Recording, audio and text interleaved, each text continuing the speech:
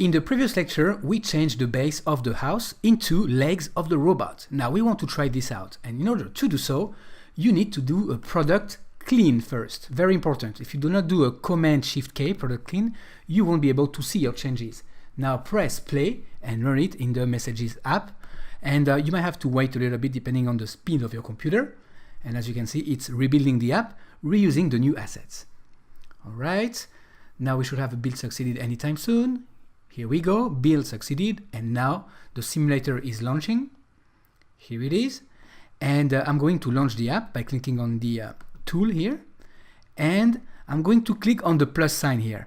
Now, watch, if I click on the plus sign, I will be able to see the legs.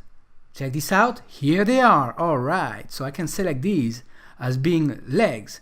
But as you can see, it says, let's build a house. But obviously that's not a house that I'm making, but still, we have the legs now. So, all right, so it's working as expected. In the next lecture, I'm going to show you how to do the same thing for the other bases, but I'm going to use different techniques so that you guys can see how to do it different ways.